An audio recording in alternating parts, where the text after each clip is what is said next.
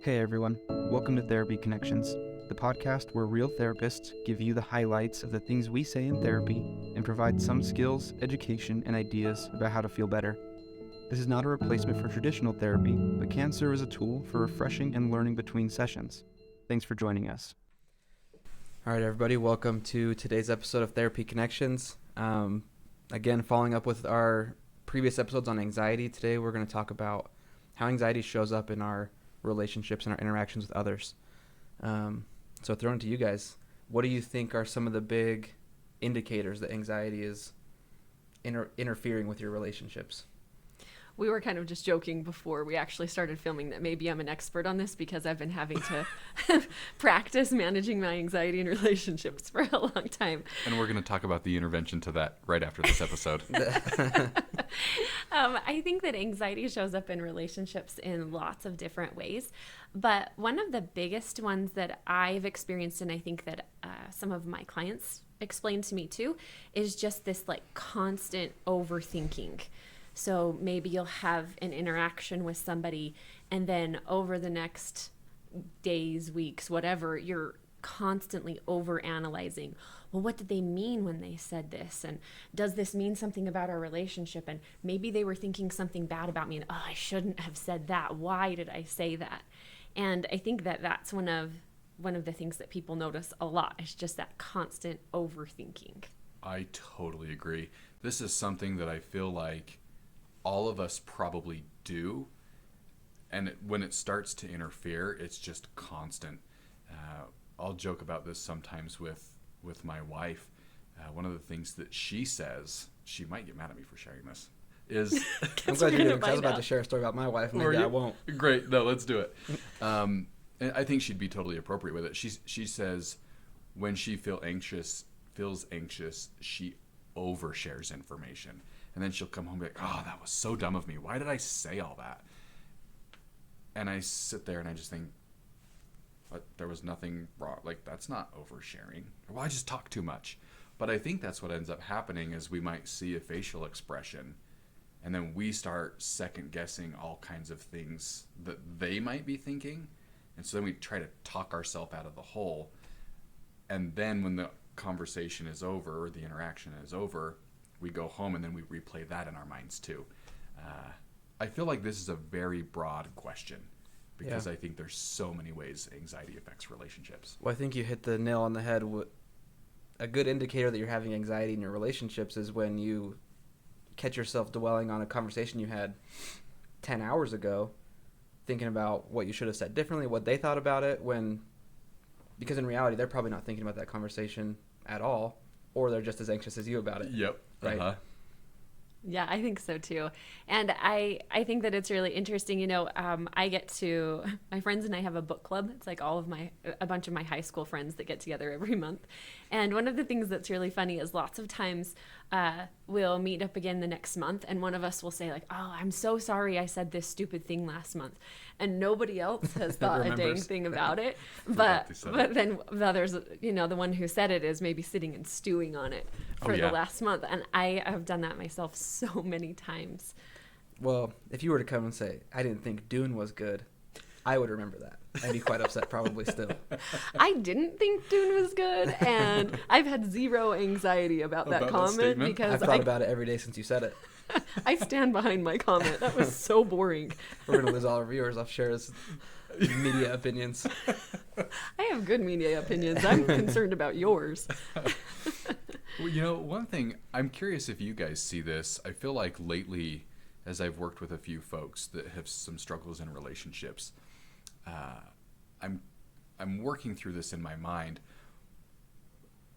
Anxiety makes it hard to make decisions because you start to second guess your own knowledge and understanding of things.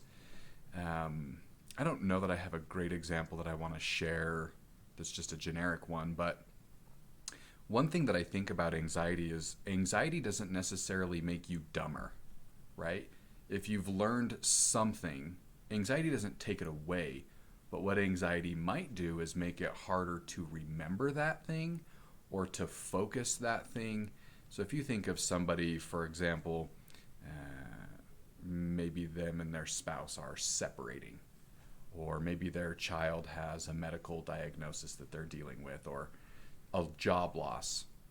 You didn't lose all of the knowledge that you've accumulated over your 35 years of life, but because you're so hyper-focused on this situation or that situation, it sometimes becomes hard to remember those things. And then if other people have differing opinions, then you start to second guess your own. And then welcome to challenges with self-esteem and confidence and I'm not smart, and all those negative beliefs start to pile in there. So another thing I start to see a lot of is difficulty making decisions and second guessing my own intelligence. Do you guys see stuff like that? I would say lots of second guessing your own opinion. I see a lot of that. And sometimes I think that it's because some of that insecurity comes up. So my husband's going to say that I'm actually super opinionated about this, and I probably am. But sometimes, we'll have the discussion of like, where are we going to go out to eat tonight? And I am sitting trying... Classic discussion. Yes. And I know what I like to eat, and I am super, super picky about it. There's definitely some place I have in mind. But I kind of also am looking at my husband and trying to anticipate some of what he is going to want. And so then suddenly it makes me second guess whether I really want what I think I want. Does that make sense? And then your husband thinks she knows what she wants, and it's everywhere that I said, or it's nowhere that I suggested. That's right. Absolutely. And so then I'll throw it out and I'll be like, hey, where do you want to go? And there's like 300 wrong options in my mind, but I'm not telling him what those are because I'm just kind of waiting. That seems all too familiar. Right, but this is some of those anxiety feelings, like trying to anticipate what's coming next, maybe overthinking some of it, and that can mess with somebody's ability to recognize their own opinion, and maybe even sometimes some of that people-pleasing stuff comes in, the desire to say the thing the other person is going to want to hear. Although, if my husband listens to this, I want him to know I am never picking Carl's Jr., so that's Is he a Carl's Jr. fan? Yes. Carl Jr.'s good. No, Jaden. I think it ties right into what I always say is our favorite thing to do that we're really bad at, and that's reading people's minds. Good like point. we talked about, right? We love we think we know what other people are thinking all the time based on the way they look, the way they're sitting, the way they're moving, the way they walked past us without saying anything, what they're going to want to go eat for dinner, right? And we do it all the time, and we make these assumptions with no real basis, and we're really bad mind readers for how much we practice it. Right. And actually, I was reading this study that talked about how people with anxiety are a lot more intuitive in this way. They really tend to try to read people more and are actually a lot of the time more aware that something is going on. The problem is that people with anxiety who do this are also more likely to be wrong. They're more likely to perceive that something is going to be negative going on as opposed to something being positive. We don't usually look at someone's face and go, oh, they're thinking great things about me.